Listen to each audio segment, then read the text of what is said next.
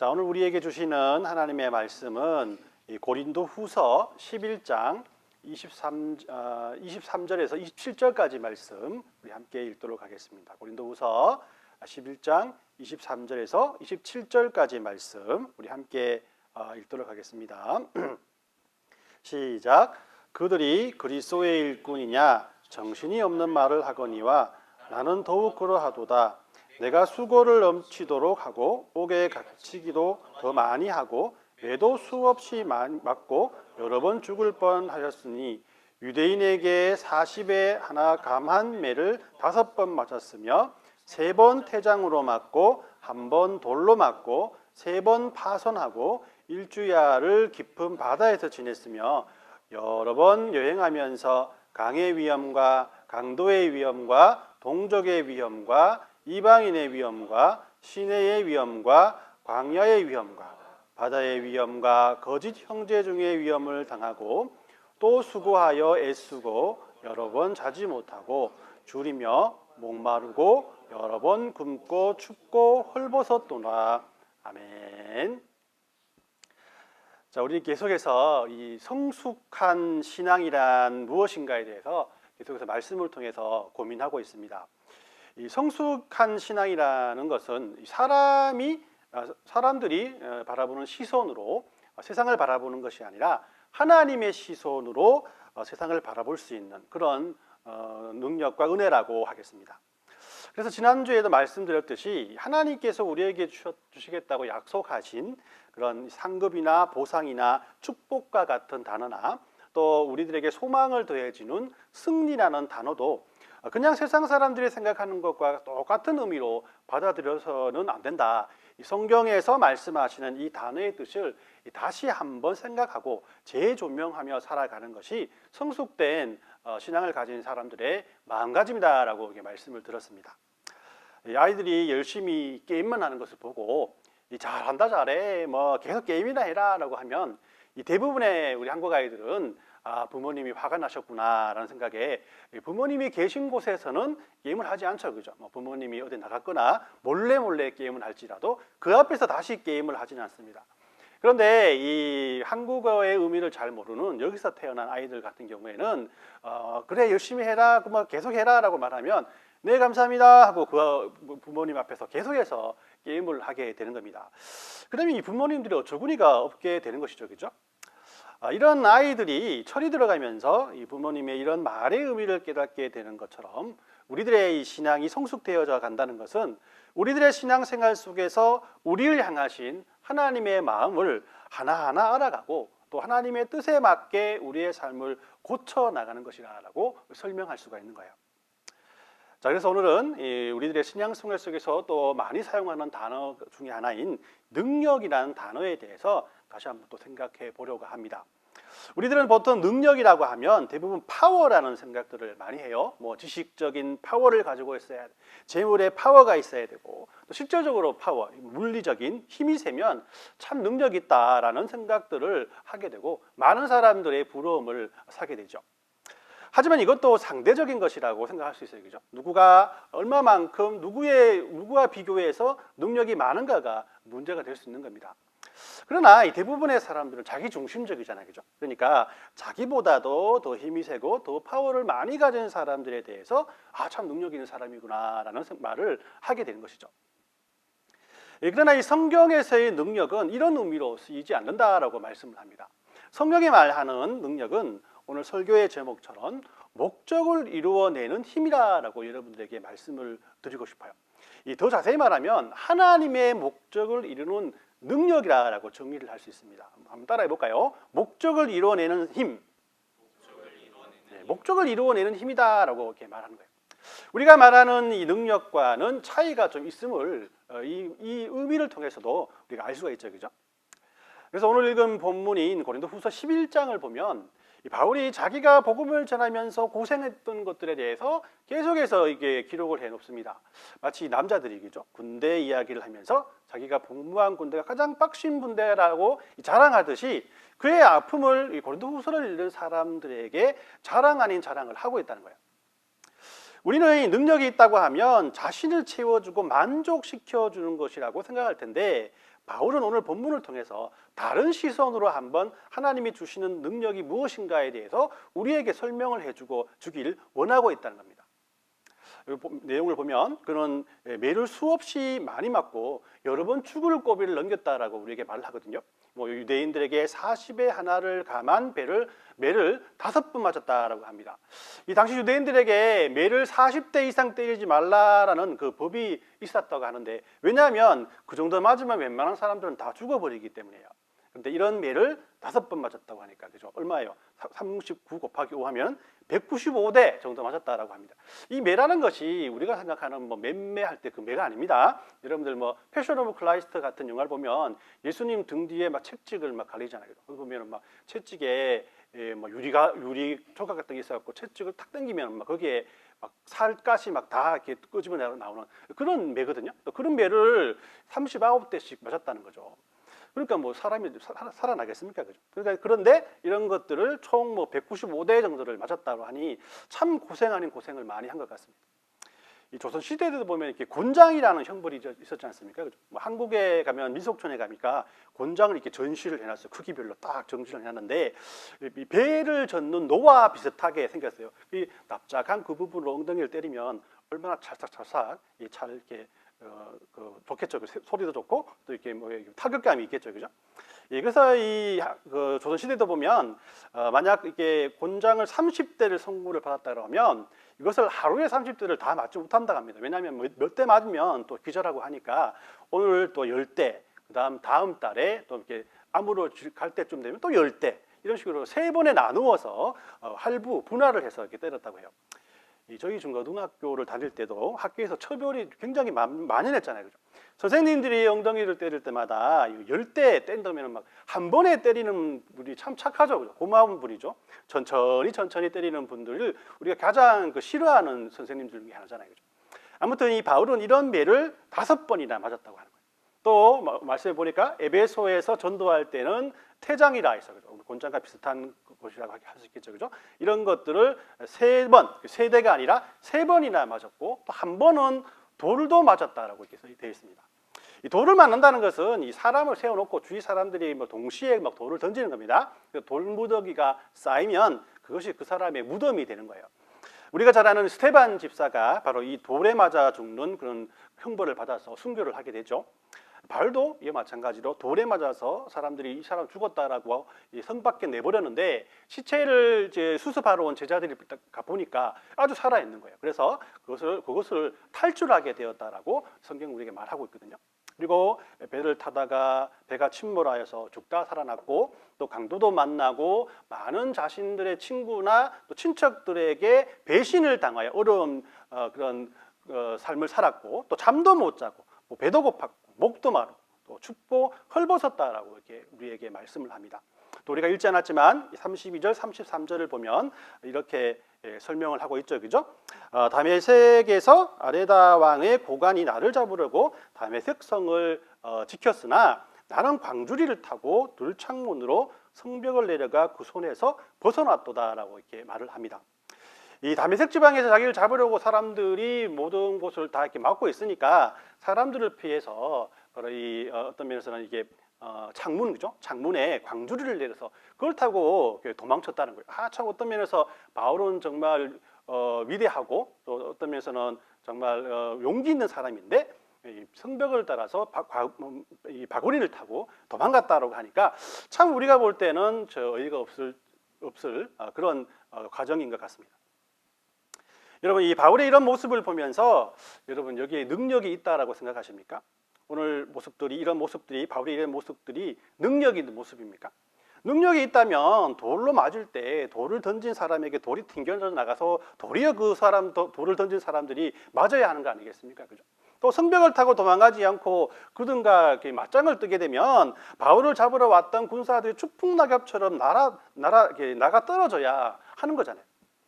그러나 바울은 그런 것이 하나님의 능력이 아니라 이런 자신의 고난이 하나님의 능력이라고 우리에게 간증하고 있다는 거예요. 그러면 왜 바울은 어떤 면에서는 숨기고 싶은 이런 자신의 어렵고 힘든 경험들을 우리에게 하나님의 능력이라고 자랑하고 있는 걸까요? 많은 이유가 있겠지만 성경이 이런 바울의 삶을 통해서 능력이라는 것은 세상의 그것과 다른 하나님의 목적을 이루는 과정임을 이 바울을 통해서 우리에게 보여주기 원했기 때문에, 우리가 볼 때 바울이 능력이 없어 보이는 것은 우리들이 생각하는 목적이 성경에 말하고 있는 그것과 다르기 때문이라는 겁니다. 여러분들, 이 고대 중국에 사마천이라는 사람이 어떤 책을 썼습니까? 사기라는 책을 썼잖아요, 그죠?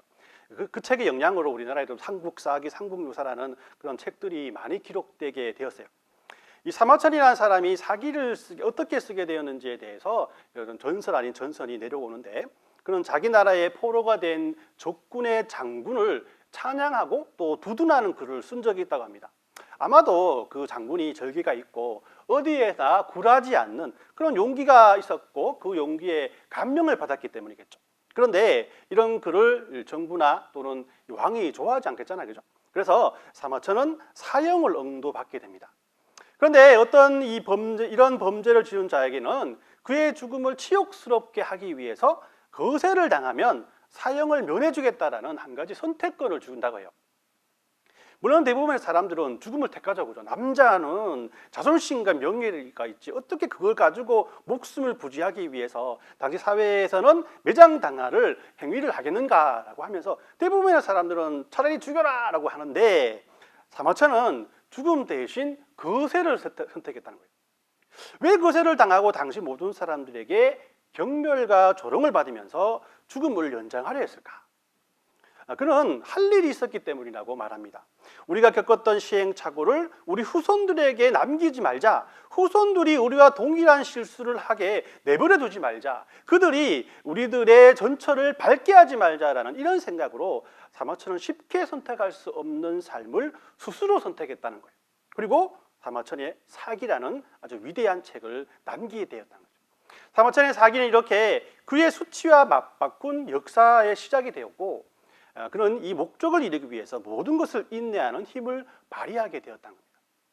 마찬가지로 이 한국의 일제강점기 시절에 많은 독립지사분들이 있지 않습니까? 그들이 자신의 가족을 먼저 생각하지 않고 자신의 젊음을 탓하지 않고 조상들의 재물과 재산을 정리해서 독립운동에 바친 것은 독립이라는 목적을 이루기 위한 그들의 신념이 있었기 때문이라고 할 수 있잖아요. 역시 사마천이나 독립운동가들과는 비교하기는 좀 그렇지만은 바울도 하나님께서 바울에게 가지고 계신 목적을 그 스스로 깨닫고 이 목적을 이루기 위해서 매 맞고 돌에 맞고 파선을 당하고 경멸을 당하고 우애를 받고 사회에서 매장당한 일들을 감수했다는 것입니다. 그리고 그는 더 나아가서 이렇게 자신이 모든 것을 감당할 수 있게 한 모든 과정, 이 모든 프로세싱이 자신의 인내가 아니라 하나님께서 주시는 능력이라고 우리에게 자랑하고 있다는 겁니다.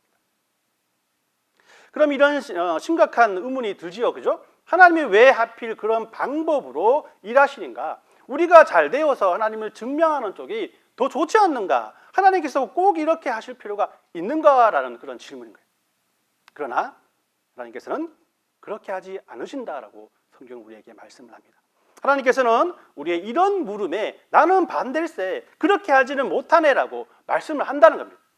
솔직히 이건 모두 하나님의 뜻대로 되어지는 것이 아니겠습니까? 하나님께서는 우주 만물을 만드시고 모든 것을 주관하시는 분이시기 때문에 하나님께서 우리들 더욱더 아끼고 사랑하시기 때문에 우리가 아는 것보다 우리를 더 잘 아시고 우리가 경험한 것보다 이 세상을 더욱 잘 아시는 분이시기 때문에 하나님의 뜻이 더 가치가 있다는 것이에요.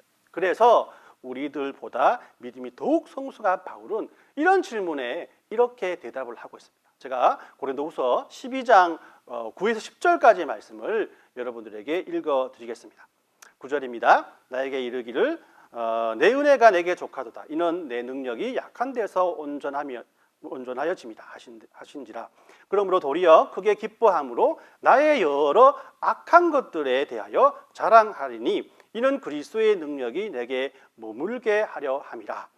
그러므로 내가 그리스도를 위하여 약한 것들과 능력과 궁핍과 박해와 곤고를 기뻐하노니 이는 내가 약한 그때의 강함이니라 라고 이렇게 말씀을 해요. 이 말씀은 하나님의 능력은 우리의 약한 데에서만 증명된다라는 그런 뜻을 가지고 있습니다. 우리가 좀 더 힘을 빼면 하나님께서 좀 더 역사하시기에 일하시는 하나님의 일하시는 모습을 우리의 삶 속에서 발견할 수 있다는 거예요. 우리가 우리의 능력을 우선시하며 살아가는 것은 하나님께서 나에게 힘을 주시면, 능력 주시면 그것 가지고 하나님을 업고 뛰어보겠습니다 라는 생각과 같다는 겁니다. 하나님이 일하시는 것을 보니까 답답합니다. 어떻게 이렇게 일하십니까? 나에게 힘을 주시면 내가 다 정리해 드릴게요. 내가 모든 것을 다 한번 만들어 볼게요 라고 생각하는 것과 같다라는 것입니다. 그러나 바울은 자신이 경험해 본 결과 하나님은 우리가 약한 자리에 있을 때만 하나님의 강함을 증명해 보신다고 확증하고 있는 거예요. 바울이 이런 생각을 하게 된 이유는 당연히 바울 자신의 삶에서 그 이유를 말하지 않고 예수님의 삶에서 그 증거를 우리들에게 보여줘요. 여러분들, 이 예수님의 생애가 능력 있는 자의 삶처럼 보입니까? 아니면 연약한 자의 삶처럼 보입니까? 예수님의 그런 삶이 능력 있는 자로 예수님께서 이 세상을 사셨습니까? 아니면 연약한 사람으로서 이 세상을 살았습니까? 예수님께서는 죽은 나사로를 살리시고 오병이어를 일으키시고 바다 위를 걸으시는 놀라운 이적을 일으켰습니다. 우리는 이런 예수님의 능력을 보면서 예수님은 능력 있는 분이시구나, 능력의 사람이구나 라고 생각을 합니다. 그러나 예수님은 한 번도 자신을 위해 능력자로 사신 적이 없어요. 하나님의 나라를 위해서, 복음을 증명하기 위해서 기적을 베푸셨지, 이런 기적과 이적을 자신의 능력이 있음을 증거하기 위해서 사용한 적이 한 번도 없다는 것입니다. 그 좋은 예가 바로 무엇입니까? 바로 십자가 아니겠어요? 우리는 아무리 예수님께서 이적과 기적을 일으켰지만은 예수님께서 십자가에 죽으셨다는 그 생애의 마지막 결과는 그분이 이 세상에서 능력자로 살지 않으셨음을 증거하는 사건이라는 거죠. 아무리 이적과 기적을 일으켰지만 자신이 영원한 삶을 살지 못하고 자신 스스로가 자신을 구원하지 못한다면 무슨 의미가 있겠습니까? 우리의 기준으로 볼 때 예수님의 죽으심은 능력자의 삶이 아니었어요. 그런데도 예수님은 어떤 말씀을 마지막에 남기시고 돌아가십니까? 다 이루었다는 거예요. 잡히시고 죽어가는 그 순간에도 다 이루었다고 우리에게 말씀을 합니다. 성경에서 목적을 이루는 것이 능력이라고 우리에게 말씀하지 않습니까? 그렇습니다. 하나님께서는 저와 여러분들을 구원하시기 위해서 이 땅에 예수님을 보내셨는데 예수님이 이러한 하나님의 목적을 다 이루었다라고 확신하고 있다는 겁니다. 예수님의 능력은 자신의 옳음을 증명하는 데 사용된 것이 아니라 자기가 해야 할 일을 이루는 데 사용했다는 거예요. 그의 죽으심으로 우리가 생명을 얻었고 그가 채찍에 맞음으로 우리가 나음을 입어서 하나님의 자녀가 되었습니다. 이것을 이루는 데 하나님의 능력을 사용한 것이에요.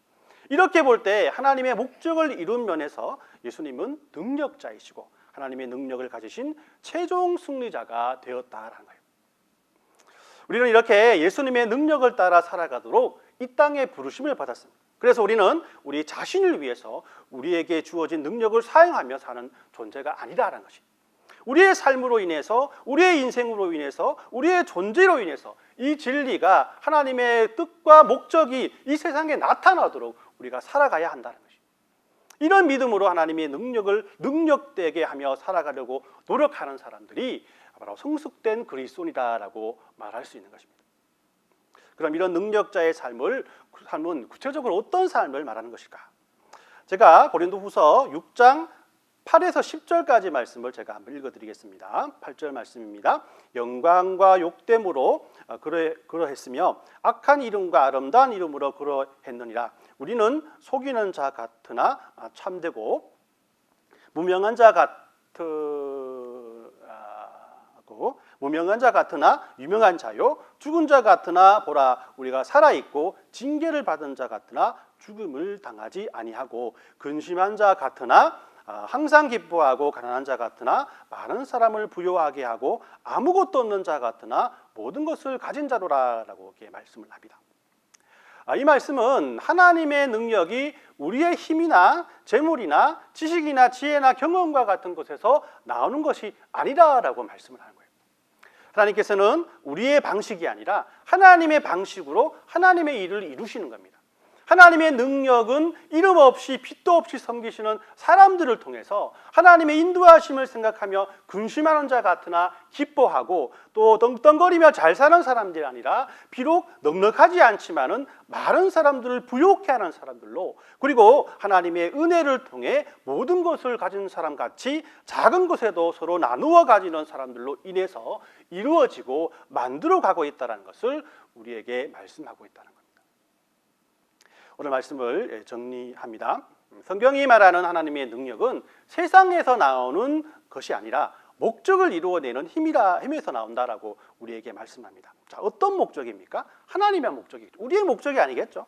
하나님의 목적인, 이 하나님의 목적을 이루기 위해 한 마음과 한 뜻으로 하나님을 향해 나아가는 것이 바로 하나님의 능력이라는 겁니다. 물질의 많고 적음이 아니라 하나님을 향해 가는 방향성이고, 능력이 있고 없음이 아니라 어떤 것에 순종한 것인가를 잘 아는 지혜이고, 양적인 성장이 아니라 믿음의 성숙이라고 우리에게 말하고 있는 거예요. 하나님의 능력을 어떤 형태의 파워로 생각하지 마십시오. 하나님의 능력은 하나님을 향해 나가는 방향성이고 과정, 즉 프로세싱을 하게끔 하는 영향력이라고 여러분들에게 말씀드리고 싶습니다. 계속 말씀드리지만 우리 주안의 교회는 작은 교회의 큰 비전을 가진 교회라고 우리가 시작했습니다. 작은 교회가 큰 비전을 이룰 확률이 매우 작다고 했어요. 세상 사람들은 작은 교회가 큰 비전을 이룰 능력이 안 된다고 보기 때문에 이런 사고방식들을 우리에게 주고 있다는 겁니다. 그렇지만 세상적인 생각으로는 안 될 수도 있지만, 하지만 우리 모든 성도들이 세상의 능력이 아니라 하나님의 능력으로 함께 하나님의 은혜와 하나님의 목적을 바라볼 때 말도 되지 않는 이런 일들이 분명히 이루어질 거라는 거예요. 바울도 사람들이 볼 때는 두들겨 맞고 가난하고 보잘것없는 일들을 사역이라고 끝까지 열심을 내면서 자기 목숨을 바쳐가며 그 사역들을 감당해냈습니다.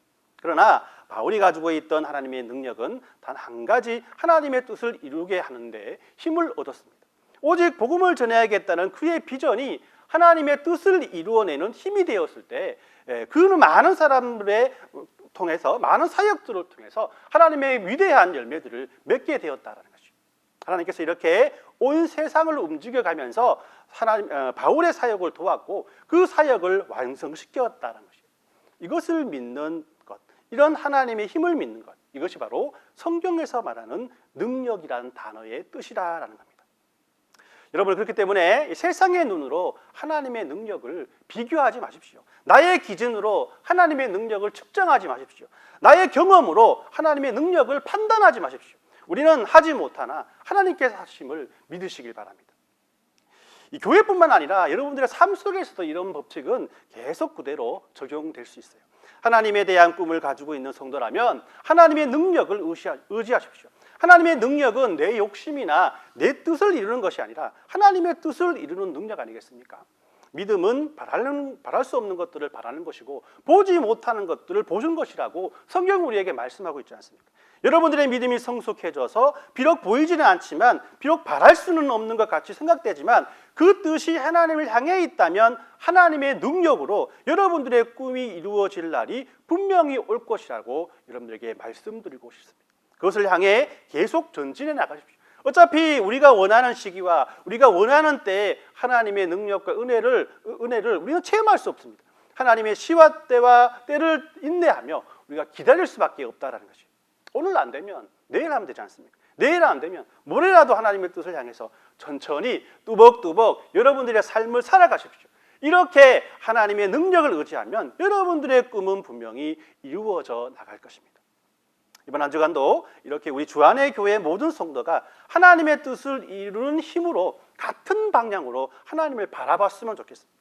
이를 위해서 우리의 생각도 우리의 의지도 어떤 면에서는 절제하며 기도했으면 좋겠습니다. 그리고 하나님의 시와 때를 기다리며 인내했으면 좋겠습니다. 그리할 때 우리 주안에게 모든 성도들이 바울이 고백했던 것처럼 하나님의 방법으로 이 세상을 이기는 모든 하나님의 능력을 체험하게 될 것입니다. 이런 축복이 저와 모든 여러분들의 삶 속에 넘쳐나시길 예수님의 이름으로 축원합니다. 아멘.